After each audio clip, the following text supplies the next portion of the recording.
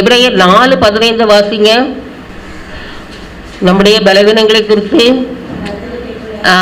ஆசாரியர் நமக்கு ராமல், நமக்கு அவ்வளோ போதும். நம்முடைய பலவீனங்களை குறித்து அவருக்கு தெரியும். நம்முடைய பலவீனங்களை பாருங்க. சிம்சோனை பாருங்க. சிம்சோன் ஆண்டவருடைய ஒரு தீர்மானத்தின்படி தான் அவனுடைய சாய்ந்தப்பனுக்கு என்ன செய்தான், பிறந்தான். ஆனால் அவனை அவன் முரடைன்னு சொல்றோம் நம்ம. ஆனாலும் ஒரு இடத்துல போட்டிருக்கோம், ஆவியானவர் அவனை பெருசற்கு விதமாக இருக்குதான் செயல்படைக்கிறது ஏவி விட்டாராம். ஆவியானவர் என்ன செய்தாராம், ஏவி விட்டாராம். இங்கே சமயத்தில் நமக்கும் கூட சண்டை யார்கிட்ட வந்து எதுக்கு ஏவி விட்டுருக்கு வீட்டுக்குள்ளே சொல்லுவோம், அப்படித்தானே. எதுக்கு உங்களை ஏவி விட்டுருக்குன்னு சொல்லுவோம், அப்படித்தானே. அதுபோல ஆவியானவர் சிம்சோனை என்ன செய்தாராம், ஏவினாராம். பெலிஸ்தருக்கு எதிராக செயல்படும்படியாக என்ன செய்தாராம், ஏவினாராம். பாருங்க. அப்படி இருக்கும் பொழுது அந்த நம்முடைய பலவீனங்கள் அவருக்கு என்ன செய்யும் தெரியும். பாருங்க.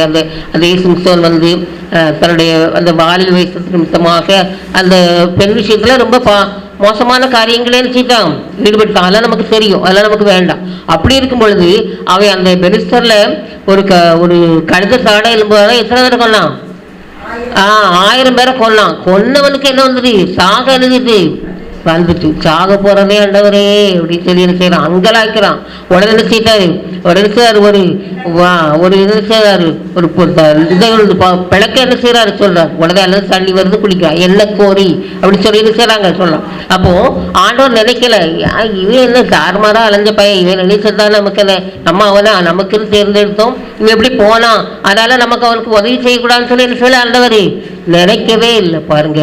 என்ன செய்யறாரு அவர், நம்முடைய பலவீனத்தை அவர் என்ன செய்யறாரு புரிஞ்சுக்கிறார். அதில் போட்டு அவர் ஆண்டவர் நம்மளை எப்படி நினைக்கிறாராம், மண்ணன்று நினைவுகிறாராம். எப்படி நினைவுகிறாராம், மண்ணன்று நினைவுகிறார். சரியப்பா, மண்ணான மனுஷன் ஏதோ பழக்கம் அப்படி போயிட்டான், ஆனாலும் அவன் என்ன செய்யக்கூடாது, அந்த பெருசர் கையில மாட்டிடக்கூடாதுங்கிறதுக்காக. அதே மாதிரி அவருடைய கடைசி காலத்திலையும் பாருங்க, அவன் எல்லாம் உண்மையெல்லாம் சொல்லிட்டான் சரியில்லைன்ட்டு, அப்படிதானே.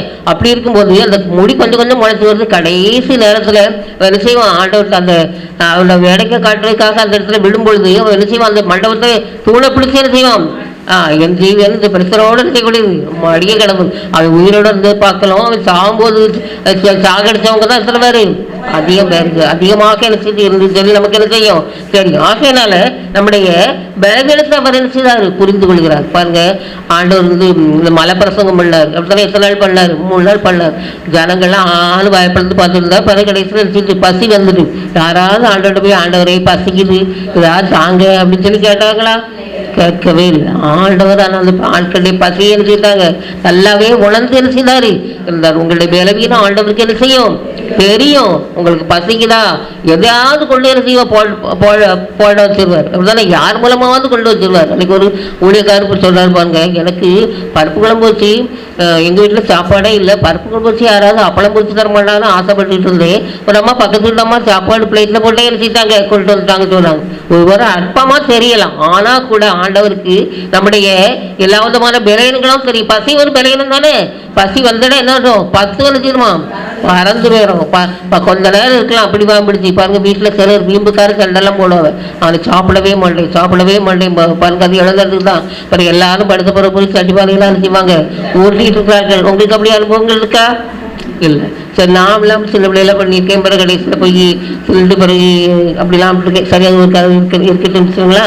ஆகையினால நம்ம என்ன செய்யணும், நம்முடைய பலவீனங்கள் ஆண்டவருக்கு என்ன செய்யும் தெரியும். அது மட்டும் இல்லை, எல்லா காரியங்களையும் அவர் என்ன செய்வார், நம்முடைய பலவீனங்களை அறிந்திருக்கிறதுனால நம்ம அவர்கிட்ட என்ன செய்யலாம், தைரியமாக என்ன செய்யலாம் போகலாம். பாருங்க. பேதுரு அவரை என்ன செய்தாரு, மறுதளிச்சாரு, அப்படிதான் மறுதளிச்சாரு.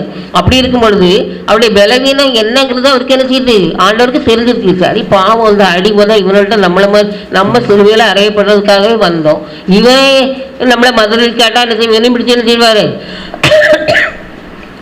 அரைஞ்சிருவாங்கன்னு பயத்துல செய்துட்டான் பாவம், அப்படிதானே. அப்படின்னு சொல்லி ஆண்டவர் செய்தாரு. நினைச்சவனே என்ன செய்தாரு, சீமோன் பேதுரு போய் நீ என்னையே நேசிக்கிறாயான்னு திரும்ப பின்னாலேயே என்ன செய்யறாரு போறாரு. பாருங்க. ஆண்டவருக்கு நம்முடைய நிலை என்ன செய்யும் தெரியும். நமக்காக அவர் என்ன செய்யும், நம்முடைய பலவீனத்தை அவர் என்ன செய்யறாரு புரிந்து கொள்கிறவராக என்ன செய்யறாரு இருக்கிறார். பலவீனருக்கு அதை மட்டும் நம்ம என்ன செய்யறாரு இறங்குகிறார்.